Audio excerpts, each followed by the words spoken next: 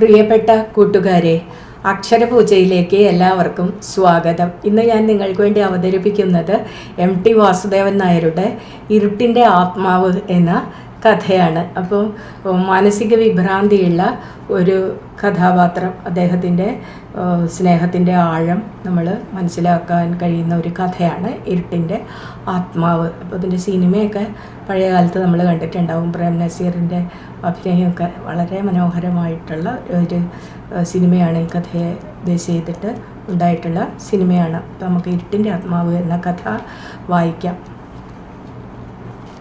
ഇരുട്ടിൻ്റെ ആത്മാവ്. പേടിച്ചുകൊണ്ടാണ് പുറത്തു വന്നത്. വാതിൽക്കൽ നിന്ന് ആദ്യം തളത്തിലേക്ക് നോക്കി. അച്യുതൻ നായർ നല്ല ഉറക്കമാണ്. ഒരു നിമിഷം സംശയിച്ചു നിന്നു. അയാൾ കൂർക്കം വലിക്കുമ്പോൾ കഴുത്തിൽ ഉരുണ്ടു കളിക്കുന്ന മുഴ കാണാൻ നല്ല രസമുണ്ട്. അരയിൽ തിരുകി വെച്ച പഴുക്കടയ്ക്ക അഴിഞ്ഞു വീഴാറായിരിക്കുന്നു. രോമം നിറഞ്ഞ ആ വലിയ കൈത്തണ്ടയും അറപ്പ് തോന്നുന്ന തടിച്ച വിരലുകളും കണ്ടപ്പോൾ ആദ്യം അരിശമാണ് തോന്നിയത്. ആ കൈ കൊണ്ടല്ലേ ഇന്നലെ സന്ധ്യയ്ക്ക്? ഇന്നലെ ആണോ അതോ കുറേ ദിവസം മുമ്പോ? വേലായുധൻ കഴുത്തു തടവി. വേദന ഇപ്പോഴും ബാക്കി നിൽപ്പുണ്ട്. ഒരു ദിവസം ആരും അറിയാതെ ആ കൈ വെട്ടിക്കളയണം. വലിയൊരു മടവാക്കത്തി നേർത്ത കൊണ്ടുവന്ന് സൂക്ഷിക്കണം. എന്നിട്ട് രോമം നിറഞ്ഞ പരുക്കൻ കൈ നിലത്ത് പരത്തി വെച്ച് കിടക്കുമ്പോൾ പതുങ്ങി ചെന്ന് ഒറ്റയിട്ട്. അയാൾക്ക് അങ്ങനെ വേണം, അല്ലെങ്കിൽ ഇങ്ങനെ മനുഷ്യനെ ദ്രോഹിക്കണം. ഇന്നലെ ആണോ കുറേ ദിവസങ്ങൾക്ക് മുമ്പോ? പടിഞ്ഞാറേറയത്ത് കുളിപ്പിക്കാൻ അവനെ കൊണ്ടുവന്ന് ഇരുത്തി. കുറച്ചു കാലമായി അച്യുതൻ നായരാണ് കുളിപ്പിക്കുന്നത്. അത് വേലായുധന് ഇഷ്ടമാവുന്നില്ല. മറ്റൊരാൾ കുളിപ്പിക്കാൻ അവനൊരു കുട്ടിയാണോ? വലുതായിരിക്കുന്നു, വളരെ വലുതായിരിക്കുന്നു. ഗോപിയുടെ അത്ര വലിപ്പമുള്ള കാലത്ത് പുഴയിൽ കുരുതിപ്പറമ്പിനടുത്ത കടവിലിറങ്ങി കുളിച്ചിട്ടുണ്ട്. അമ്മയാണ് കുളിപ്പിക്കുക. ഇപ്പോൾ അവൻ വലിയൊരാളാണ്. മുത്തശ്ശി പറയാറുണ്ട്, 10-21 വയസ്സായ ഒരുത്തനാണേ. സുഹൃതക്ഷയം. വേലായുധൻ അറിയാം അത് തന്നെ പറ്റിയാണെന്ന്. എന്നിട്ടും അച്യുതൻ നായർ കുളിപ്പിക്കാൻ പിടിച്ചുകൊണ്ടു പോകുന്നു. വലിയ 3 കുട്ടകത്തിൽ നിറയെ വെള്ളം ഒഴിച്ചു വെച്ചിരിക്കും. വക്കുപൊട്ടിയ ചെറിയ പിച്ചളച്ചെമ്പ് കൊണ്ട് തലയിലങ്ങനെ വെള്ളം കോരി ഒഴിക്കുക. വെള്ളം നിറച്ച കുട്ടകത്തിനടുത്ത് പലകയിൽ പിടിച്ചിരുത്തി അച്യുതൻ നായർ പാത്രമെടുക്കാൻ പോയപ്പോൾ വേലായുധന് ഒരു യുക്തി തോന്നി. പടിഞ്ഞാറ് ഇറയത്തിലൂടെ ഒരു ചെറിയ പുഴ ഒഴുകുന്നുണ്ടെങ്കിൽ എങ്ങനെയിരിക്കും? പായ കെട്ടിയ വലിയ വഞ്ചികളും മീൻ പിടിക്കുന്ന കൊച്ചു തോണികളും പോകാൻ തുടങ്ങും. അവൻ കിടക്കാറുള്ള മുറിയുടെ കിളിവാതിലിൽ നിന്ന് എല്ലാം കാണാം. ഇടവപ്പാതി വരുമ്പോൾ നരിമീൻ പിളയ്ക്കുന്നതും വേണമെങ്കിൽ ചൂണ്ടലിടുകയും ആവാം കിളിവാതിലിലൂടെ തന്നെ. മതിലിനരികിൽ വെട്ടിയ ചാലിലേക്ക് 3 കുട്ടകങ്ങളിലെയും വെള്ളം ചെരിച്ചു കളഞ്ഞു. മണ്ണ് പുരണ്ട ചുവന്ന വെള്ളം ഒഴുകിപ്പോകുന്നത് നോക്കി നിൽക്കുമ്പോൾ അച്യുതൻ നായർ വിളിച്ചു. വേലായുധാ. വിളിയായിരുന്നില്ല, അലർച്ച. ഭയത്തോടെയാണ് അയാളുടെ മുഖത്ത് നോക്കിയത്. ആഹാ, മതി കാട്ടേ. ഒന്നും മിണ്ടിയില്ല. കണ്ണുകളിൽ നിന്ന് തീ പറക്കുന്നുണ്ടെന്ന് തോന്നി. അയാളുടെ തല മൂടിക്കളയാമെന്ന് വെച്ച് ഒഴിഞ്ഞ കുട്ടകം പൊക്കിയെടുക്കുമ്പോഴാണ് ഒരടി വീണത്. എന്നെ തല്ലല്ലേ ഉച്ചത്തിൽ കരഞ്ഞുപോയി. കോലായുടെ വക്കിൽ മുത്തശ്ശി എത്തി. പിറകെ വലിയമ്മയും ഗോപിയും. മുത്തശ്ശി പുതച്ച തോർത്തിന്റെ തുമ്പുകൊണ്ട് കണ്ണു തുടച്ചു പറഞ്ഞു, ദൈവദോഷണ്ടച്ചുതാ, സുബുദ്ധില്ലാഞ്ഞിട്ടല്ലേ. കാട്ടിയ പണി കണ്ട കാളിയമ്മേ. വലിയമ്മ മുറുമുറുത്തു.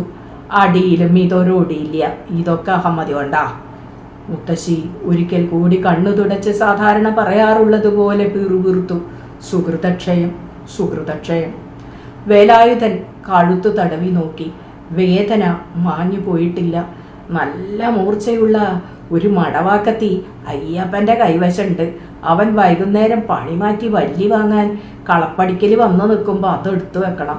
കഴുത്തിലെ മുഴ ഉരുട്ട് കളിച്ചും കൊണ്ട് അച്യുതൻ നായർ കിടന്ന് ഉറങ്ങുമ്പോൾ ഒറ്റ വെട്ട്. രാവിലെയാണ് തമാശ ഉണ്ടാവുക. ഇതൊന്നും ഭ്രാന്തല്ല, അഹമ്മതിയാണ്.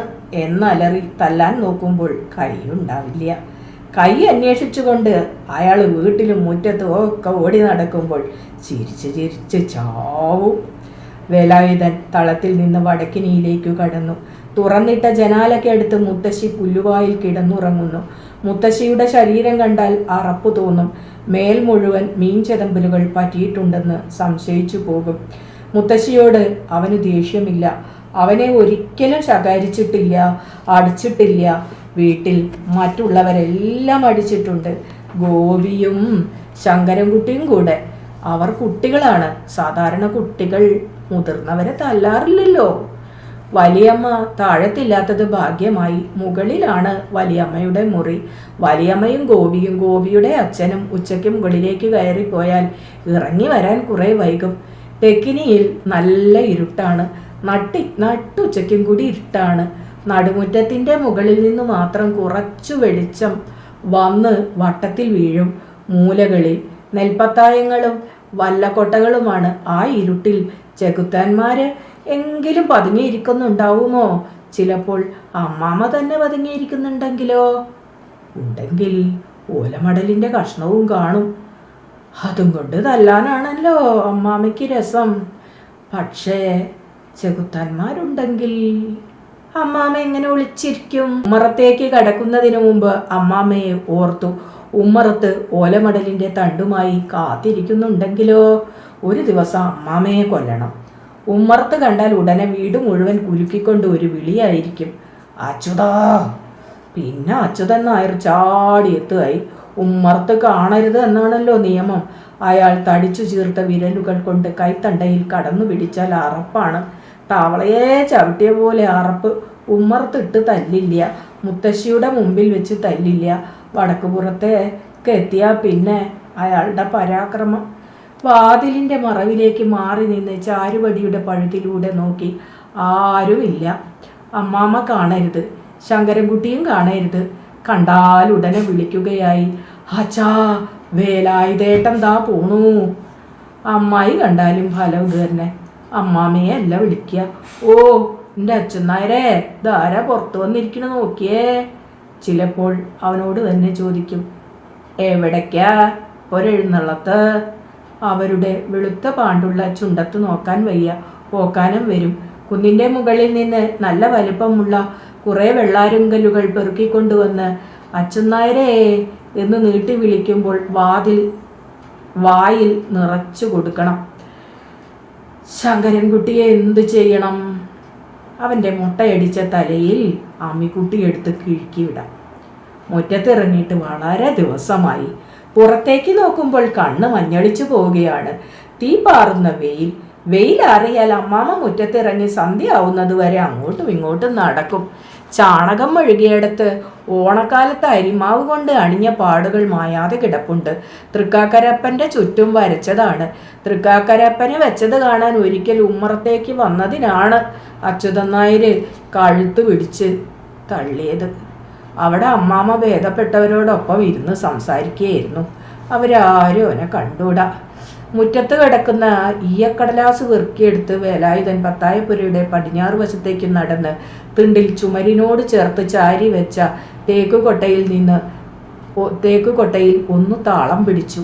തണൽ ചൊരിഞ്ഞു നിൽക്കുന്ന മൂവാണ്ടന്മാവിൻ്റെ ചുവട്ടിൽ വലിയമ്മയുടെ പശുക്കുട്ടി കിടന്ന് എന്തോ കുറിക്കുകയാണ്. കുളിർമയുള്ള തണൽപ്പാടിൽ അങ്ങനെ നിൽക്കുമ്പോൾ വേലായുധന് ഒരു സംശയം തോന്നി. അപ്പോൾ എന്തേ ആലോചിച്ചത്? ഒന്ന് നടക്കാൻ വെറുതെ. അച്യുതൻ നായർ ഉറക്കമാണ്. അമ്മാമ്മ പത്തായപ്പുരയുടെ മുകളിലും. നല്ല സമയം. തെക്കേപ്പടി കടന്നു പോയാൽ മനയാണ്. അങ്ങോട്ട് പോകാൻ പേടിയുണ്ട്. മനക്കല മേലെ വളപ്പിൽ പുല്ലാനി പൊന്തകൾക്കിടയിലെ കരിനീലി താല ചിക്കി പരത്തിയിട്ട് പേൻ നോക്കാനിരിക്കാവൂ. ഭഗവതി, കരിനീലിയെ ഒരിക്കലും കാണരുതേ. കുഞ്ഞുങ്ങളെ ചോര ഈമ്പി കുടിച്ച് ശവമാക്കി കിണറ്റിലെറിയുകയാണ് കരിനീലിയുടെ പ്രവൃത്തി. വലിയവരെയും ഉപദ്രവിക്കോ? താൻ വലുതായിരിക്കുന്നു, വളരെ വലുതായിരിക്കുന്നു. വാതിൽ കടക്കുമ്പോൾ തല കുനിച്ചില്ലെങ്കിൽ മേൽപ്പടിയിൽ തല മുട്ടിപ്പോകും.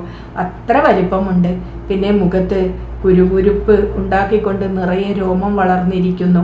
അവൻ മുഖം തടവി നോക്കി. എന്തൊരു ചൊറിച്ചിലാണ്. വലിയ ആളായെങ്കിലും കരിനീലി നേരിട്ട് വന്നാൽ എന്തു ചെയ്യും? ഒരു മൂലയെടുത്ത് ചുമലിലിട്ട് മാറത്തടിച്ചുകൊണ്ടാണത്ര കരിനീലി കൊടുങ്കാറ്റ് പോലെ പാഞ്ഞു വരുന്നത്.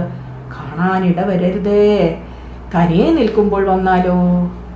ഒരു കഷ്ണം ഉണ്ണിപ്പിണ്ടി ഉണ്ടെങ്കിൽ ജയിച്ചു. ഉണ്ണിപ്പിണ്ടി കൊണ്ട് എറിഞ്ഞാൽ കരിനീലി പേടിച്ചോടും. ആരാണിത് പറഞ്ഞു തന്നത്? അച്ഛൻ്റെ വീട്ടിലെ ഏട്ടത്തി പറഞ്ഞതാണ്, വളരെ മുമ്പ്. എന്നാലും ഓർമ്മയുണ്ട്, പട്ടുകോണക കൊടുത്ത് നടന്ന കാലത്ത് പുഴവക്കിൽ ഇരുന്ന് മണൽ മാന്തി കഴിച്ചപ്പോഴാണോ? ദേവകേട്ടത്തിയോ? അമ്മയോ? അമ്മ ഒന്നുമില്ലല്ലോ. കുടപ്പന കൂട്ടത്തിന് അപ്പുറത്ത് കാട് പിടിച്ച് കിടക്കുന്ന മണ്ണിലാണിപ്പോൾ അമ്മ. കാത് മുറിഞ്ഞ മീനാക്ഷി ഏട്ടത്തി അമ്മയും കൂടി പണ്ട് നടപ്പുരയിൽ ഇരുന്ന് പറഞ്ഞതാണോ? അതോ അമ്മുക്കുട്ടിയോ? അപ്പോൾ പശുക്കുട്ടിയുടെ പുറത്ത് ഒരു കാക്ക പറന്നു വന്നിരുന്നു. കാക്ക കള്ളത്തിയാണ്. കാക്കയ്ക്ക് ഒരു കണ്ണേയുള്ളൂ. അതെല്ലാം വേലായുധൻ അറിയാം. കുട്ടിക്കാലത്ത് പഠിച്ച കാക്കക്കുയിലേ കരിങ്കുയിലേ എന്ന പാഠമാല കൂടി അറിയാം. അവന് ഒരുപാട് കാര്യങ്ങൾ വിവരമുണ്ട്. എന്നിട്ടും എന്തു പറഞ്ഞാലും എന്തു ചെയ്താലും ആളുകൾ പറയും, ബുദ്ധിക്ക് സ്ഥിരല്യാണ്ടായി, മുജ്ജന്മ സുഹൃതം. എടേ, കണ്ണ് ചിമ്പിയത് നന്നായി. ഇതൊക്കെ കാണാണ്ട് കഴിഞ്ഞൂലോ. ഈ ആളുകൾക്കെല്ലാം തന്നോട് വിരോധമാണെന്ന് വേലായുധൻ മനസ്സിലാക്കിയിട്ടുണ്ട്. പശുക്കുട്ടിയുടെ പുറത്തിരുന്ന് കാക്ക കൊത്തിപ്പറിക്കുന്നത് നോക്കി നിൽക്കുമ്പോൾ ആരോ പതുക്കെ വിളിച്ചു, കുട്ടിയേട്ടാ. ആദ്യം ഞെട്ടിപ്പോയി. കരിനീലിയാണോ? പക്ഷെ കരിനീലി കുട്ടിയേട്ടനെന്ന് വിളിക്കില്ലല്ലോ. അയ്യേ, താനൊരു വിഡ്ഢിയാണ്. തിരിഞ്ഞു നോക്കിയപ്പോൾ പത്തായപുരയുടെ താഴത്തെ ജനാല തുറന്നിരിക്കുന്നു. അഴിയും പിടിച്ചുകൊണ്ട് അമ്മുക്കുട്ടി നിൽക്കുന്നു. കരിനീലിയല്ല, അമ്മുക്കുട്ടി തന്നെ.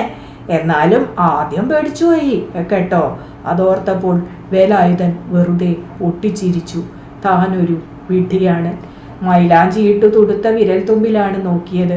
ചെമ്പഴുക്കയായ മുള്ളിൻപഴം പോലുണ്ട്. മഞ്ഞച്ചു മിനുങ്ങുന്ന പട്ടുകുപ്പായത്തിൽ തലമുടി ചിതറിക്കിടക്കുന്നു. അങ്ങനെ അമ്മുക്കുട്ടിയെ നോക്കി നിൽക്കുമ്പോൾ അവൾ വീണ്ടും വിളിച്ചു, കുട്ടിയേട്ടാ. എന്താണ് പറയേണ്ടതെന്ന് വേലായുധൻ അറിഞ്ഞുകൂടാ. ഒള്ളോർമാങ്ങയുടെ നിറമുള്ള കവിൾത്തടത്തിൽ നിന്ന് കണ്ണ് പറിച്ചെടുക്കാൻ തോന്നുന്നില്ല. എന്താ കുട്ടിയേട്ടൻ നോക്കണ്? എന്താ കുട്ടിയേട്ടൻ മിറ്റത്തിറങ്ങി നിൽക്കണ്? കുട്ടിയേട്ടൻ പുറത്ത് നടക്കണ്ട. അപ്പോൾ അവൻ പതുക്കെ വീണ്ടും മിഴികൾ ഉയർത്തി. അമ്മുക്കുട്ടിയുടെ കണ്ണുകളിൽ ചെന്ന് മുട്ടിയപ്പോൾ ആകെ പരിഭ്രമിച്ചു പോയി. മഞ്ഞച്ച പട്ടുകുപ്പായത്തിൻ്റെ താഴെ അമ്മുക്കുട്ടിയുടെ വയർ കാണുന്നു. അവൻ അല്പം നാണം തോന്നി. അച്ചുനായര് കാണേൻ്റെ മുമ്പേ. അമ്മുക്കുട്ടി എന്തോ പറയാൻ ഭാവിച്ചു. അപ്പോൾ അച്യുതൻ നായരുടെ രോമം നിറഞ്ഞ പരുക്കൻ കൈത്തണ്ടയുടെ കാര്യം അവൻ മറന്നു. ജനാലയുടെ അഴിയിൽ പിടിച്ച ആ തുടുത്ത വിരൽ തുമ്പത്ത് ഒന്ന് തൊട്ടാലോ? എങ്ങനെ മുട്ടുമ്പല് തോല് പോയത്? അവനൊന്നും മിണ്ടിയില്ല. ആ തുടുത്ത വിരൽ തുമ്പ് ചെമ്പഴുക്കയായ മുള്ളിൻപഴം പോലെയുള്ള വിരൽ തുമ്പ്. എന്തിനെ ഇന്നലെ തല്ലിട്ടിയത്? അതിനും അവൻ മറുപടി പറഞ്ഞില്ല. എന്താ ആലോചിക്കണേ? തല തിരിച്ചു പിടിച്ച് അമ്മുക്കുട്ടി ചെവിടോർത്തു. അമ്മാമ്മ വരുന്നുണ്ടോ? വേലായുധൻ അപ്പോഴും ആലോചിക്കുകയായിരുന്നു. ഒന്ന് തൊട്ടാലോ, ഒന്ന് തൊട്ടാലോ? കുട്ടിയേട്ടൻ്റെ സൂക്കേടൊക്കെ മാറും. അച്ഛനായര് പറയണത് കേട്ട് നടക്കണം. അല്ലെങ്കിൽ വെറുതെ തല്ല് കിട്ടില്ലേ? മിനിഞ്ഞാന്ന് രാത്രി എന്തിനേ നിലവിളിച്ച്? അമ്മുക്കുട്ടി ജനാലയിൽ നിന്നും കൈയെടുത്തപ്പോൾ സങ്കടം തോന്നി. അവൾ പുറംതിരിഞ്ഞു നിന്ന് മുണ്ടഴിച്ച് പതുക്കെ ഒന്ന് കുടഞ്ഞ് മുറുക്കി ചുറ്റി. വീണ്ടും ജനലിൽ കൈവച്ചപ്പോൾ ആശ്വാസമായി. പേടിച്ചുകൊണ്ടാണ് ചോദിച്ചത്, ഒന്ന് തൊടട്ടെ? അപ്പോൾ അമ്മുക്കുട്ടിയുടെ മുഖത്ത് ചിരി വിടർന്നു. വേലായുധൻ അത് കണ്ടു. ഗോപിയും ശങ്കരൻകുട്ടിയും അവൻ എന്തെങ്കിലും പറഞ്ഞാൽ ചിരിക്കാറുണ്ട്. അതുപോലെ പരിഹാസമില്ല. അമ്മുക്കുട്ടി ചിരിക്കുന്നത് കണ്ടപ്പോൾ എന്തോ അവന് കരച്ചിലാണ് വന്നത്. അവൻ പതുക്കെ ആ വിരലുകളിൽ തൊട്ടു. തളർന്ന കണ്ണുകളോടെ അമ്മുക്കുട്ടി അത് നോക്കി നിന്നു. കുട്ടിയേട്ടൻ പൊയ്ക്കോളോ, അച്ഛനായരറ്റ വരും. അവൻ അനങ്ങിയില്ല. പൊയ്ക്കോളോന്ന് അവൾ പരിഭവം കാണിച്ചു. അവൻ അപ്പോഴും അവിടെ തന്നെ നിന്നതേയുള്ളൂ. പത്തായപുരയുടെ മുകളിലേക്കുള്ള കോണി കയറി അവൾ പോകുന്നത് നോക്കിക്കൊണ്ട് വേലായുധൻ തെല്ലിട നിന്നു. പടിഞ്ഞാറേ പടി കയറി ഇടവഴിയിലൂടെ ഒരു മൂളിപ്പാട്ട് പാടിക്കൊണ്ട് അവൻ നടന്നു. ചുമലിലൂടെ വീണ മുടിച്ചുരുളുകൾ, ചിതറിക്കിടക്കുന്ന മഞ്ഞ കുപ്പായം, ഒള്ളോർമാങ്ങയുടെ നിറമുള്ള കവിളുകൾ. അമ്മുക്കുട്ടിയെ കാണാൻ എന്ത് ചന്തമാണ്! മടക്കി കുത്തിയ തൻ്റെ മുണ്ടൊന്ന് അഴിച്ചിട്ടു നോക്കിയപ്പോൾ വേലായുധന് നാണം തോന്നി. ചെളിവെള്ളത്തിൻ്റെ നിറാണ്. എന്ത് വൃത്തികേട്! ശരീരം നിറയെ മണ്ണും ഉണ്ട്. മുഖം തടവി നോക്കിയപ്പോൾ നിറയെ കുറ്റിരോമങ്ങൾ. വിളക്കത്ര ഗോവിന്ദൻ വന്ന അവൻ്റെ മുമ്പിൽ പോയിരിക്കാൻ ഇനി മടി കാണിക്കില്ല. അമ്മുക്കുട്ടിയുടെ ശരീരത്തിൽ തീരെ അഴുക്കില്ല. കറുത്ത കരയുള്ള മുണ്ടിന് നല്ല തൂവെള്ള നിറം. അവൾ ജനാലയ്ക്ക് അടുത്ത് നിൽക്കുമ്പോൾ മട്ടിപ്പശയുടെയും കൈതപ്പൂവിൻ്റെയും മണമുണ്ടായിരുന്നു. വേലായുധൻ തൻ്റെ കൈത്തണ്ട മൂക്കിനോടടുപ്പിച്ചു. കോഴിക്കാട്ടത്തിൻ്റെ തൂർക്കന്തം ഓക്കാനം വരുന്നു. അപ്പോൾ വിരലിൽ തൊടുന്നേരം ചളി പറ്റുകയില്ലേ? അമ്മുക്കുട്ടിക്ക് അറച്ചു കാണും. തൊട്ടത് അമ്മായി കണ്ടിരുന്നെങ്കിൽ പിന്നെ നോക്കണ്ട. എത്ര പേരുടെ വകയായിരിക്കും അടി. എല്ലാവരുടെയും തല ഓട്ടി തെറിക്കട്ടെ. അമ്മാമ്മയും അച്യുതൻ നായരും അമ്മാമ്മയും അമ്മായി വലിയമ്മയും എല്ലാം ശങ്കരൻകുട്ടി. അവരൊക്കെ വെറുതെ പരിഹസിക്കും, ഓർത്ത് ചിരിക്കും. എന്ത് കാണിച്ചാലും. എന്നിട്ട് അടുത്ത് വല്ല കുട്ടികളുണ്ടെങ്കിൽ അവരോട് വിളിച്ചു പറയും, അതേ ഈ വേലായുധേട്ടന് നൊസ. അവൻ്റെ തലയും പൊട്ടി തെറിക്കട്ടെ. അമ്മുകുട്ടി പരിഹസിക്കയില്ല. അവൾ വേദനിപ്പിക്കാറുമില്ല. ഭഗവതി അവൾക്ക് നല്ലത് വരുത്തണേ. ഇടവഴിയുടെ ഇരുവശത്തും മുളങ്കാടുകളാണ്. താഴെ സർപ്പക്കാവ്. വള്ളിക്കൂട്ടങ്ങൾ പാമ്പുകളെ പോലെ കെട്ടുപിണഞ്ഞു കിടക്കുന്നു. പകലായതുകൊണ്ട് ഭയപ്പെടാൻ ഒന്നുമില്ല. രാത്രിയിൽ അവിടെ ചെകുത്താന്മാർ തീക്കട്ടകൾ ചവച്ചുകൊണ്ട് തുള്ളിക്കളിക്കും. ഇടവഴി ചെന്നെത്തുന്നത് കുന്നിൻ്റെ ചെരുവിലാണ്. അവിടെ ഗോമാവിൻ്റെ ചുവട്ടിലെ കിണറ്റിൽ നിന്ന് ചെറുമികൾ വെള്ളം കോരുന്നുണ്ട്. വേലായുധൻ അങ്ങോട്ട് നോക്കിയില്ല. ചെറിയമ്പ്ര എങ്ങട്ടാ? അവൻ മിണ്ടിയില്ല. അവൾക്കതറിഞ്ഞിട്ടെന്തു വേണം? അമ്മാമ്മയോട് പറയാനാണോ? അച്യുതൻ നായരെ വിളിച്ചു വരുത്താനാണോ? വഴിവക്കിൽ ചെമ്മണ്ണ് വെട്ടിയുണ്ടാക്കിയ ആകൃതിയൊത്ത കുഴിയിലേക്ക് ഊക്കോടെ ഒരു കല്ലെറിഞ്ഞു. അവൻ പതുക്കെ കുന്നുകയറി. അപ്പോൾ വെള്ളം കോരുന്ന ചെറുമി കുഞ്ഞിൻ്റെ തലയിൽ വെളിച്ചെണ്ണ പുരട്ടുന്ന കൂട്ടുകാരിയോട് പറഞ്ഞു, അതിനെ ഇങ്ങനെ പുറത്തു വിടുന്നത് എന്തിനാണ്? ആ മേലാൻ കിടന്ന് ഉറങ്ങായിരിക്കും. വേലായുധൻ അവർ പറയുന്നത് ശ്രദ്ധിച്ചില്ല. തിരിഞ്ഞു നോക്കാതെ കുന്നുകയറി. കണ്ണാന്തളികൾ ചെരുവിൽ നിറയെ ഉണങ്ങി നിൽക്കുകയാണ്.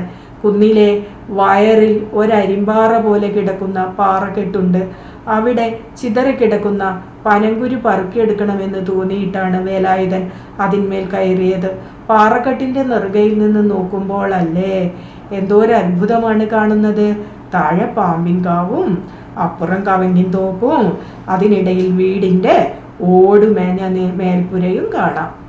ദൂരെ കിഴക്ക് കട്ട വിണ്ടു കിടക്കുന്ന പാടങ്ങൾ, മറുകരയിൽ ചെമ്മണ്ണ് നിറമുള്ള നീരത്ത്, അതിനപ്പുറം പുഴയാണ്. മണൽത്തിട്ടിൻ്റെ അരികിലൂടെ പുഴ ഒഴുകുന്നു. മണൽത്തിട്ട് കണ്ടപ്പോൾ വേലായുധൻ്റെ മനസ്സിൽ ചില ഓർമ്മകൾ ഉയർന്നു. വെള്ളരി വള്ളികൾ പടർന്നു കിടക്കുന്ന മണൽത്തിട്ട്, കാലിക്കൂട്ടങ്ങളെ കഴുകാൻ കൊണ്ടുവരുന്ന ചെറുമക്കുട്ടികൾ, കയറിൽ കുരുത്തോലകൾ കെട്ടി വെള്ളത്തിലൂടെ വലിച്ചു കയറ്റിപ്പോകുന്ന മീൻപിടുത്തക്കാർ. അമ്മ പറഞ്ഞു, ഇറങ്ങണ്ട മോനെ, വെള്ളത്തിൽ നീരാളിയുണ്ട്. നീരാളിക്ക് 1000 കൈയുണ്ടെന്ന് പറഞ്ഞതും അമ്മയല്ലേ? ആ മണൽത്തട്ടിൽ ഒന്ന് തലകുത്തി മറിഞ്ഞു കളിക്കാൻ തോന്നി. പക്ഷേ അച്യുതൻ നായർ സമ്മതിക്കില്ല, അമ്മാമ്മ സമ്മതിക്കില്ല, ആരും സമ്മതിക്കില്ല. മുത്തശ്ശി മാത്രം പറഞ്ഞാൽ കേട്ടുവെന്ന് വരും. എന്നാലും പറയുന്നത് ഒക്കെ ആവാൻ വേലായുധാ എന്ന് എൻ്റെ ദണ്ണം മാറട്ടെ. എന്ത് പറഞ്ഞാലും കേൾക്കുന്നത് ഒന്ന് തന്നെയാണ്, ദണ്ണം മാറട്ടെ. ദണ്ണം നിങ്ങളുടെയൊക്കെ വേണ്ട, പറയിക്കണ്ട. ഇവരെ മുഴുവൻ കൊന്നു കളയണം. ആ വലിയ വീടിന് തീ കൊടുക്കണം. എന്നാൽ എല്ലാവരും ചത്തുപോകുമല്ലോ. എല്ലാവരും വേണ്ട, അമ്മുക്കുട്ടി മാത്രം ബാക്കി ഉണ്ടാകണം. എല്ലാം കത്തി എരിഞ്ഞ് കഴിയുമ്പോൾ അവർ 2 പേര് മാത്രമാവും. പക്ഷെ തനിയെ താമസിക്കുന്നത് എങ്ങനെ? പ്രേതങ്ങളായിരിക്കും നിറയെ. വീട് മുഴുവൻ പ്രേതങ്ങളാണ്. പടിപ്പുരയിൽ, 4 പുരയിൽ, പത്തായപ്പുരയിൽ എല്ലാം. മുത്തശ്ശിക്ക് അതെല്ലാം അറിയാം. പ്രേതങ്ങൾ പണ്ട് കാരണവന്മാരായിരുന്നു. പടിപ്പുരയിൽ ചാത്തുമ്മാനാണ്. രാത്രിയിൽ മരുമകൾ ഉണ്ടാക്കി കൊടുത്ത കോഴിയിറച്ചി തിന്ന് വെള്ളത്തിന് വേണ്ടി നിലവിളിച്ചും കൊണ്ട് മരിച്ചു. ഇറച്ചിയിൽ വാഷാണായിരുന്നേ. നിലവിളി കേട്ട് ആരും പോയില്ല. ഇപ്പോഴും പടിപ്പുരയിൽ നിന്ന് പാതിരാക്കി ദാഹം സഹിക്കാതെ മരണവേദനയോടെ നിലവിളിക്കുന്നത് കേൾക്കാം. വേലായുധൻ രാത്രി മുഴുവൻ ചെവിടോർത്ത് കിടക്കും. എല്ലാം കത്തി നശിച്ചാൽ പത്തായപ്പുരയിൽ നിന്ന് ചെപ്പുകൂടം കിട്ടും. അതിൽ നിറയെ പൊന്നുറുപ്പികയും ആമാടക്കൊട്ടുമാണ്.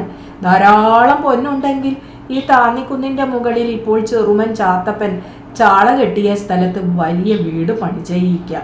കൊട്ടാരം പോലെ വലിയ വീട്, പൂക്കൾ പിടിപ്പിച്ച വർണ്ണമുള്ള ജനാലകൾ, ചുമരിൽ നിറയെ ചിത്രങ്ങൾ, സ്വർണപാത്രങ്ങൾ, മാനത്തോളം ഉയരത്തിൽ മാളിക. ഒരു രാത്രിയിൽ കണ്ടോളൂ, എല്ലാം തീയാണ്. ചുവന്ന നാവിളക്കി പാളുന്ന തീനാളമായിരിക്കും അവിടെ എല്ലാം. പൊന്നുറുപ്പികയും ആമാടക്കൂട്ടുകളും നിറച്ച ചെപ്പുകുടവും എടുത്ത് താന്നിക്കുന്നിന്റെ മുകളിലേക്ക് ഒറ്റ നടത്തം. കസവുള്ള കുപ്പായമിട്ട് രാജകുമാരനെ പോലെയാണ് പിന്നെ നടക്കുക. ആമുക്കുട്ടിയുടെ കണ്ണഞ്ചി പോവും. എന്നാലും തീ വെച്ചാലോ? ആദ്യം പത്തായപ്പുരയ്ക്ക് എന്നെ അമ്മാമയാണ് ആദ്യം കത്തിച്ചാവേണ്ടത്. അച്യുതൻ നായരെ കൊണ്ടുവന്ന് കാവലിനാക്കിയത് അമ്മാമയാണ്. പുറത്ത് കിടന്ന കാല് കൊത്തുന്നു പറഞ്ഞത് അമ്മാമയാണ്. ശങ്കരൻകുട്ടിയുടെ പുറത്ത് കൈവച്ചതിനാണ് ഒരിക്കലും ഓലമടലിന്റെ തണ്ടുകൊണ്ട് അടിച്ചത്. അച്യുതൻ നായരുടെ രോമം നിറഞ്ഞ കൈത്തണ്ടേക്കാളും വണ്ണമുള്ള ഓലമടല്. രാത്രി മുഴുവൻ അമ്മാമ ചെപ്പുകൂടം തിരഞ്ഞു നോക്കാവൂ. പക്ഷെ അത് ആർക്കും കിട്ടില്ല. താശമ്മാൻ ചെപ്പുകൂടം കൊഴിച്ചിട്ടത് എവിടെയാണെന്ന് ആർക്കും അറിഞ്ഞുകൂടാ. താശമ്മാനും കൂടി വളരെ വളരെ മുമ്പാണെന്ന് മുത്തശ്ശി പറഞ്ഞു. മുത്തശ്ശിക്ക് ഓർമ്മയില്ല. മുത്തശ്ശിയുടെ മുത്തശ്ശി പട്ടുകോണകം ഉടുത്ത് നടക്കുന്ന കാലത്താണത്രേ താശമ്മാൻ നെൽക്കച്ചവടം ചെയ്ത് കാശുണ്ടാക്കി. അന്നെല്ലാം പൊന്നും കൊണ്ടാണ് കാശേ. പൊന്നൂർപ്പിയെ ആമാടക്കൂട്ടുകളും കുടത്തിലാക്കി കുഴിച്ചിട്ടു. താശമ്മാന് ഭ്രാന്തുമായി. ചെപ്പുവടം കുഴിച്ചിട്ടത് എവിടെയാണെന്ന് ഓർമ്മയില്ല. കന്മഴുവും ചുമലിൽ വെച്ച് നിലം മുഴുവൻ കൊത്തിയും കളിച്ചും നടന്നു. അവസാനം മരിച്ചു. ഇപ്പോഴും രാത്രിയിൽ കന്മഴു നിലത്ത് പതിക്കണ ശബ്ദം കേൾക്കാം. വേലായുധൻ രാത്രി മുഴുവൻ ചെവിടോർത്ത് കിടക്കും. സന്ധ്യ കഴിഞ്ഞാൽ പിന്നെ പത്തായപ്പുര കണ്ട ഭയാണ്. താശമ്മാൻ കമ്മഴും എടുത്ത് പുറപ്പെട്ടിട്ടുണ്ടാവും. പാവം താശമ്മാന് ഭ്രാന്തായിരുന്നു. ഭ്രാന്തായാൽ എല്ലാം മറന്നു പോവത്രേ. വേലായുധനൊന്നും മറന്നിട്ടില്ല. എല്ലാം നല്ല പോലെ ഓർമ്മയുണ്ട്. അമ്മയെ ഓർക്കുന്നു. കുടപ്പനക്കൂട്ടത്തിനപ്പുറം അമ്മയെ മറവ് ചെയ്തത് കൂടി ഓർമ്മയുണ്ട്. ചെറുപ്പത്തിൽ അമ്മുക്കുട്ടിയുടെ കൂടെ പഠിക്കാൻ പോയത് ഓർമ്മയുണ്ട്. മുറ്റത്ത് വെച്ച് മാപ്പിളമാർ ഭ്രാന്തൻ നായയെ തല്ലിക്കൊന്നത്, കുത്തഴിയിലൂടെ നോക്കി നിന്നത്. പുറത്തു വന്ന് നോക്കിയപ്പോൾ ചാണകം മെഴുകിയ മുറ്റത്ത് ചോരയുണ്ടായിരുന്നു. പാവം തോന്നി. നായയ്ക്ക് ഭ്രാന്തായിരുന്നു. ഭ്രാന്തായ തല്ലിക്കൊല്ലണോ? കടന്നക്കൂടളകി. പാടം നിറയെ പറന്നു നടന്നപ്പോൾ പേടിച്ചു. വളഞ്ഞ നെൽവയലുകൾക്കിടയിൽ ഒളിച്ചിരുന്നു. അന്ന് അമ്മുക്കുട്ടി കൂടെ ഉണ്ടായിരുന്നു. അന്ന് അവള് കൊച്ചു പെണ്ണാണ്. ഇത്ര ചന്തല്ല കാണാന്. എന്തെല്ലാം സംഭവങ്ങളാണ്. അവനെല്ലാം ഓർക്കാൻ കഴിയുന്നുണ്ട്. അപ്പോ ഭ്രാന്തില്ല, തനിക്ക് ഭ്രാന്തില്ല. എന്നിട്ട് ശങ്കരൻകുട്ടി പറഞ്ഞു, ഗോപി പറഞ്ഞു, അയൽവീട്ടിലെ മാള് പറഞ്ഞു അവന് ഭ്രാന്താണത്രേ. അവർക്കാണ് ഭ്രാന്ത്. അവരുടെ തന്തയ്ക്കും തള്ളയ്ക്കാണ് ഭ്രാന്ത്. കൊന്നുകളയണം. നുണ പറഞ്ഞ് മനുഷ്യനെ ദ്രോഹിക്കാൻ നടക്കുന്ന ഇവരെ മുഴുവൻ കൊല്ലണം. നല്ല മൂർച്ചുള്ളൊരു മടവാക്കത്തി വേണം.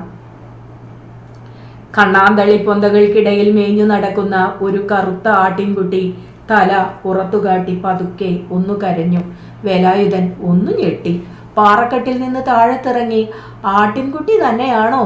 വീണ്ടും നോക്കുമ്പോൾ ആട്ടിൻകുട്ടിയെ കാണാനുമില്ല. കരിനീലി ആട്ടിൻകുട്ടിയുടെ രൂപത്തിൽ വന്ന് മറിഞ്ഞിരിക്കാവോ? വിധിയോടെ ചുറ്റും അവൻ കണ്ണോടിച്ചു. തിളങ്ങുന്ന മഞ്ഞ വെയിലിൽ അവിടെ ഇവിടെ കറുത്തിരുണ്ട രൂപങ്ങൾ ഒത്തുകൂടുകയാണോ? സമീപത്തെ കരിമ്പാറക്കെട്ട് തലകുലുക്കി എഴുന്നേൽക്കുന്നുണ്ടെന്ന് തോന്നി. വെയിൽ പതുക്കെ മായുകയും കുന്നിൻ ചെരുവിലേക്ക് ഇരുട്ട് കയറി വരികയുമാണ്. ഇരുട്ടിൽ നിറയെ തീക്കട്ട ചവയ്ക്കുന്ന പിശാചുക്കളുണ്ട്. വിവശനായി കണ്ണടച്ച് കിതച്ചു നിൽക്കുമ്പോൾ ഇരുട്ടിൽ നിന്നൊരു ശബ്ദം കേട്ടു. വേലായുധ! ഒരു പരുപരുത്ത കൈപ്പത്തി അവൻ്റെ ചുമലിൽ തൊട്ടു. എന്നെ കൊല്ലലേ, എന്നെ കൊല്ലലേ, കൊല്ലലേ വേലായുധ, എന്നെ കൊല്ലലേ, എന്നെ കൊല്ലലേ. കണ്ണിറുക്കെ ചീമ്പി അവൻ ഇരുട്ടിലൂടെ ഊളിയിട്ടു. അപ്പോഴും അവൻ ഉച്ചത്തിൽ കരയുകയായിരുന്നു. എന്നെ കൊല്ലലേ, എന്നെ കൊല്ലല്ലേ. കണ്ണുകളിൽ നിന്ന് ഇരുട്ടു നീങ്ങിയപ്പോൾ പുറത്തെ വാഴക്കൂട്ടത്തിൽ നിലാവെളിച്ചം ഒളിച്ചു കളിക്കുകയായിരുന്നു. മുറിയിൽ ഇരുട്ടാണ്. പായിൽ നിവർന്നിരുന്നപ്പോൾ നെറ്റിയിൽ പുകച്ചിലും നൊമ്പരവും തോന്നി. ചുമരും ചാരിക്കൊണ്ടിരുന്നു. ഒച്ചയും അനക്കവുമില്ല. പുറത്തെ നിഴൽപ്പാടുകളിൽ എന്തെല്ലാമോ അനങ്ങുന്നുണ്ട്. കറുത്ത രൂപങ്ങൾ അവിടെ ഇവിടെ പതുങ്ങി നിൽക്കുകയാണ്. പക്ഷേ മുറിക്കകത്തായതുകൊണ്ട് ഭയപ്പെടാനില്ല. കൊച്ചു കിളിവാതിലിലൂടെ പിശാചുക്കൾ അങ്ങനെ അകത്ത് കിടക്കാനാണ്. പപ്പായത്തിൻ്റെ ഇലകൾക്കിടയിൽ ആകാശത്തിൻ്റെ ഒരു പൊളി കാണാം. രസക്കുടുക്കുകൾ പോലെ ചന്തമുള്ള നക്ഷത്രങ്ങൾ കാണാം. നോക്കിയിരിക്കുമ്പോൾ തിളക്കമുള്ള നക്ഷത്രങ്ങൾ മുഴുവൻ ഇരുണ്ടുപോയി. കറുത്ത നക്ഷത്രങ്ങൾ ഉണ്ടാവുമോ? കാൽമുട്ടുകളിൽ ശിരസമർത്തിക്കൊണ്ടിരുന്നു. കണ്ണടച്ചിരിക്കുമ്പോൾ കറുപ്പും ചുവപ്പുമായ കൊച്ചു കുമിളകൾ കണ്ണിനകത്തു നിന്നും പൊട്ടിവിടർന്നു വരികയാണ്. വെളിച്ചം മുറിയിലേക്ക് കടന്നു വരുന്നതും കാത്തിരുന്നു. പകൽ വരുമ്പോൾ വാഴക്കുട്ടങ്ങളുടെയും പുല്ലാനിപ്പൊന്തയുടെയും ഇടയിൽ നിന്ന് ഇരുണ്ട രൂപങ്ങൾ ഓടിയൊളിക്കും. അച്യുതൻ നായർ ഉറക്കമുണർന്നോ എന്ന് നോക്കുമ്പോഴാണ് അവന് അടക്കാനാവാത്ത അരിശം തോന്നിയത്. വാതിൽ പുറത്തുനിന്ന് അടച്ചിരിക്കുന്നു. അതും പതിവില്ലാത്തതാണ്. "വാതിൽ തുറക്കിൻ!" അവൻ വിളിച്ചു പറഞ്ഞു. മറുപടിയില്ല. കുറെ കൂടെ ഉച്ചത്തിൽ വിളിച്ചു, "വാതിൽ തുറക്കിൻ!" ഇല്ല, അനക്കമില്ല. തുടർന്ന് അരിശത്തോടെ വാതിലിൽ ചവിട്ടി. വീണ്ടും വീണ്ടും ചവിട്ടി. "പൊളിയട്ടെ, പൊളിയട്ടെ!" വാതിൽ തുറക്കപ്പെട്ടു. അച്യുതൻ നായരാണ്. പിറകിൽ അമ്മാമ്മയുമുണ്ട്. രണ്ടുപേരെയും ഒരുമിച്ചു കണ്ടപ്പോൾ ഭയം തോന്നി. ഒരാൾ പിടിച്ചു നിർത്തുക, മറ്റേയാൾ തല്ലുക. എന്താണ് ഇവരുടെ ഭാവം? ഇപ്പോൾ ഒരു മടവാക്കത്തി ഉണ്ടായിരുന്നെങ്കിൽ ഒറ്റ വീശൽ 2 തലയും താഴെയാണ്. തല ഒളിപ്പിച്ചു വെക്കും. ആവശ്യപ്പെട്ട് അവർ വന്നാലും കൊടുക്കില്ല. അവരുടെ മുഖത്ത് നോക്കാതെ അവൻ നിലത്തു കണ്ണുകൾ ഉറപ്പിച്ചു നിന്നു. അമ്മാമ്മ പറഞ്ഞു, "എടാ, നീ വെറുതെ എൻ്റെ കയ്യെ ചീത്തയാക്കരുത്." അച്യുതൻ നായർ മാറത്തെ രോമക്കാടിനിടയിൽ ചറപറ മാന്തിക്കൊണ്ട് പറഞ്ഞു, "അഹമ്മതി കാട്ടിയ എല്ല് ഞാൻ വെള്ളാക്കൂ. ഇനി പുറത്തിറങ്ങണത് കാണട്ടെ. ശബ്ദം കേട്ടു പോകരുത്. ഒച്ച കേട്ടാൽ ഞാൻ പോലീസിനെ വിളിച്ചേൽപ്പിച്ചു കൊടുക്കും." അപ്പോൾ വേലായുധൻ മനസ്സിൽ വിചാരിച്ചു, "എന്നാ പോലീസിൻ്റെ തല വെട്ടണം? മടവാക്കത്തി കിട്ടിയ തല ഞാൻ വെട്ടും." അവൻ പതുക്കെ പിറുപിറുത്തു. അമ്മാമ്മ അല്പം അകന്നു നിന്നു. എന്നിട്ട് അച്യുതൻ നായരോട് ചോദിച്ചു, "അച്യുതൻ നായരെ, ആളുപദ്രവം തുടങ്ങിയോ?" "അങ്ങനെ വെറുതെ കാട്ടാണ്." വേലായുധൻ്റെ നേരെ കണ്ണുരുട്ടി നോക്കി അച്യുതൻ നായർ പറഞ്ഞു, "തെമ്മാടുത്തം കാട്ടിയ ചെകിട് ഞാൻ മൂളിക്കും. അടച്ചിടുക ഭേദം." അമ്മാമ്മ അഭിപ്രായപ്പെട്ടു. അച്യുതൻ നായർ വാതിലടച്ച് തിരിച്ചുപോയി. ആ വാതിൽ അടഞ്ഞു തന്നെ കിടന്നു. രാവിലെയും വൈകുന്നേരവും അച്യുതൻ നായർ പുറത്ത് കൊണ്ടുപോകും. കുറച്ചു സമയം മാത്രം. അയാൾ ചുമൽ ഉരുമിക്കൊണ്ട് കൂടെ നടക്കുന്നത് വേലായുധന് പിടിക്കുന്നില്ല. അയാൾ മാത്രമേ ആ മുറിയിൽ വരുള്ളൂ. ഇടയ്ക്ക് വാതിലിനപ്പുറത്തു നിന്നും മുത്തശ്ശിയുടെ ശബ്ദം കേൾക്കാം, "സുഹൃതക്ഷയം, സുഹൃതക്ഷയം." പകൽ പടിഞ്ഞാറേ ചുമരിലെ കിളിവാതിലിന് അടുത്തിരിക്കലാണ് വേലായുധന് ഇഷ്ടം. അവിടെ ഇരുന്നാൽ വാഴത്തോട്ടവും മുറ്റത്തെ പപ്പായ മരവും ആട്ടിൻകൂടും കാണാം. പപ്പായത്തിൻ്റെ ചുവട്ടിൽ ഇരുന്ന് ഗോപിയും ശങ്കരൻകുട്ടിയും തെക്കേപ്പാട്ടിലെ കുട്ടികളും കളിക്കുന്നുണ്ടാകും. അവർ ചിലപ്പോൾ കിളിവാതിലിനടുത്ത് വരും. കൊഞ്ഞനം കാണിച്ചുകൊണ്ട് ഓടിപ്പോവുകയും ചെയ്യും. ഒരിക്കൽ ശങ്കരൻകുട്ടി ഒരു കല്ലെടുത്തെറിഞ്ഞു. അത് പുറത്താണ് കൊണ്ടത്. അടുത്ത ദിവസം അവൻ അതിന് പകരം വീട്ടി. ഓട്ട് ഗ്ലാസ്സാണ്. ഓട് കല്ലിൽ തട്ടി വീഴുന്ന ശബ്ദം കേട്ടപ്പോൾ രസം തോന്നി. പുറത്തുനിന്ന് നിലവിളി ഉയർന്നു. കുറച്ചു കഴിഞ്ഞ് അച്യുതൻ നായർ വാതിൽ തുറന്നു. "കുട്ടിയോളോ ഉപദ്രവിച്ചാണ്ടല്ലോ, നിന്റെ എല്ല് ഞാൻ സൂപ്പാക്കും." വേലായുധൻ വിചാരിച്ചു, ഒരു മടവാക്കത്തി കിട്ടിയെങ്കിൽ. ഇനിയും തെമ്മാടിത്തം കാട്ടുക, പോലീസുകാരുടെ കൂടെ പോണോ? അച്യുതൻ നായരുടെ തല ഞാൻ വെട്ടും. "എന്താടാ പറയണത്?" അപ്പോഴും അവൻ പിറുപിറുത്തു. "തല ഞാൻ എടുക്കും. നിന്റെ പൂതി അങ്ങോട്ട് കഴിയട്ടെ." അച്യുതൻ നായർ രോമം കുറഞ്ഞ പരിക്കൻ കൈത്തണ്ട ഉയർത്തി. "എന്നെ തല്ലണ്ട." മുറിയുടെ മൂലയിലേക്ക് പതുങ്ങി നിന്നുകൊണ്ട് കണ്ണീരിൻ്റെ ഉപ്പു ചുവയുള്ള ചുണ്ടുകൾ നക്കിക്കൊണ്ട് അവൻ ഒരു ഞരക്കം പോലെ പറഞ്ഞു, "എന്നെ തല്ലല്ലേ, എന്നെ തല്ലല്ലേ." മിണ്ടാതിരിക്കാനല്ല പറഞ്ഞത്, "എന്നെ തല്ലല്ലേ." മുറ്റത്തു നിന്ന് മുത്തശ്ശി അപ്പോഴും ആരോടെന്നില്ലാതെ പറഞ്ഞു, "സുഹൃതക്ഷയം, സുഹൃതക്ഷയം." അച്യുതൻ നായർ പോയപ്പോൾ തെങ്ങിക്കരഞ്ഞുകൊണ്ട് വീണ്ടും കിളിവാതിലിനടുത്ത് വന്നിരുന്നു. പുറത്തെ വെയിലിലേക്ക് നോക്കി നോക്കിയിരിക്കുമ്പോൾ വാഴക്കൂട്ടങ്ങളിൽ ഇരുട്ട് വന്നു നിറയുന്നുണ്ടെന്ന് തോന്നി. ഉച്ചവെയിലും ഇരുട്ട് മാറി മാറി മറയുകയും തെളിയുകയുമാണ്. ഇരുട്ട് നിറയുമ്പോൾ ഭയമാണ്. ഇരുട്ടിൽ നിന്ന് കൈകൾ കിളിവാതിലിലൂടെ നീണ്ടുവന്നാലോ? തീക്കട്ടകൾ ചവയ്ക്കുന്ന പിശാചുക്കൾ മുടിയഴിച്ചിട്ടു പായുന്ന കരിനീലി. രാത്രിയെയും ഇരുട്ടിനെയും അവൻ വെറുക്കുന്നു. രാത്രി മുഴുവൻ ചുമരും ചാരിയിരിക്കുന്നു. ശ്രദ്ധിക്കുകയാണ് പതിവ്. കന്മഴു നിലത്ത് വീഴുന്ന ശബ്ദം കേൾക്കുന്നുണ്ടോ? പടിപ്പുരയിൽ നിന്ന് ദാഹിച്ചു വരുന്ന ആരെങ്കിലും വിളിക്കുന്നുണ്ടോ? മണ്ണ് പുരണ്ട് മാറിലേക്ക് കണ്ണുനീർ അടർന്നു വീണു. എന്തുമാത്രം വേദനയാണ്! പുറത്തേക്ക് നോക്കാനും വയ്യ. ഉച്ചവെയിൽ മായുന്നു, ഇരുട്ട് നിറയുന്നു. തീക്കട്ട ചവയ്ക്കുന്ന പിശാചുകളെ പോറ്റുന്ന ഇരുട്ട്. അവൻ ചുമരിലേക്ക് മുഖം തിരിച്ചിരുന്നു. തിരിഞ്ഞു നോക്കാൻ വയ്യ. കിളിവാതിലിനപ്പുറത്ത് എന്തോ അനങ്ങുന്നു. പതുക്കെ പതുക്കെ ചുമലിലൂടെ ഒന്ന് നോക്കി. നടുങ്ങിപ്പോയി. മുടി അഴിച്ചിട്ടിട്ടുണ്ട്. വായിൽ തീയുണ്ടോ?